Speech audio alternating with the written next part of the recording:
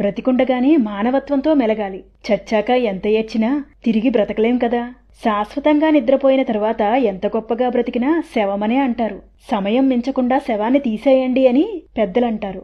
భార్య గుమ్మం వరకు, కొడుకు కాటి వరకు వచ్చి కర్మ చేసి వెళ్ళిపోతారు. అప్పుడు మొదలవుతుంది ఆత్మఘోష. నా భార్య, నా పిల్లలు, నా ఇల్లు అంటూ గుండెలు బాదుకుంటూ ఆ ఇంటికే వెళతాడు. అతడు ఎవరికీ కనిపించడు, ఎవరికీ వినిపించడు. ఎందుకంటే అతడు ఒక ఆత్మ కాబట్టి. ఇది నా ఇల్లు, నా వస్తువులు అని నిన్నటి వరకు కాపాడుకున్నది ఏదీ నాతో తీసుకువెళ్లలేకపోయానే, వీటి కోసమా ఇంత కష్టపడ్డాను అని ఏడవడం మొదలు పెడుతుంది ఆత్మ. గుండెలు పగిలేలా ఏడుస్తున్న తన భార్యను చూసి ఉన్నన్ని రోజులు ఏదో ఒక సాకుతో నేనే సాధించాను, నేనే నెగ్గాను అని విర్రవీగాను. కాస్త ఓపికగా ప్రేమగా ఉంటే బాగుండేది. ఇప్పుడు ఏడుస్తున్న భార్యను ఓదార్చే శక్తి కూడా నాకు లేదే అని అప్పుడు అనుకుంటాడు. కుటుంబ సభ్యులను చూసుకుని చేసిన పొరపాట్లన్నీ గుర్తు తెచ్చుకుని ఒక్కసారి భగవంతుడు బ్రతికిస్తే అందరికీ క్షమాపణలు చెప్పుకుని మళ్లీ నీ దగ్గరికి వస్తాను తండ్రి అని ఆత్మ ఘోషిస్తూ ఉంటుంది. చిన్న చిన్న తప్పులను క్షమించి అందరితో సంతోషంగా ఉంటే బాగుండేది అని ఆత్మకప్పుడు అనిపిస్తుంది. ఎక్కడైతే వదిలేశారో అదే శ్మశానానికి తిరిగి వెళ్లి అక్కడ ఒంటరిగా కూర్చుని ఏడుస్తూ భగవంతుడా అని పిలవగానే ఓ స్వరం వినిపిస్తుంది. నీకు నేను తోడుగా ఇక్కడే ఉన్నాను, భయపడకు అని.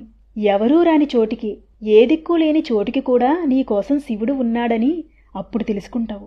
అప్పుడు కనిపిస్తాడు దేవుడు.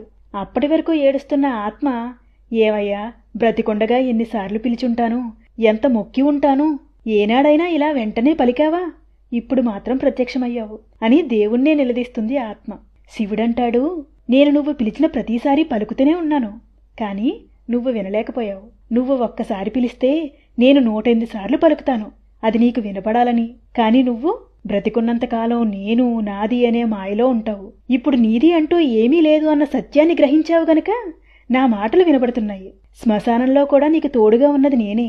ఎప్పుడూ నీ పక్కనే ఉన్నాను. ప్రతి క్షణంలో నీకు తోడుగానే ఉన్నాను. నీ కష్టాలన్నీ దాటిస్తూనే ఉన్నాను.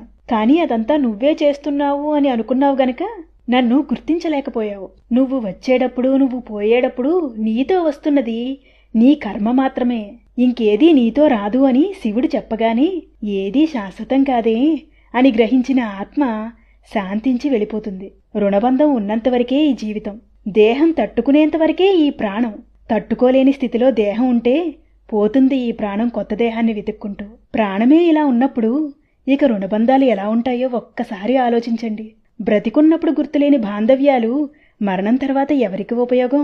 నిజమే కదా అనిపిస్తే మీ విలువైన అభిప్రాయాన్ని కామెంట్లో తెలియజేయండి. వీడియో నచ్చితే ఒక్క లైక్ చేసి ఓం నమః శివాయ అని కామెంట్ చేయండి.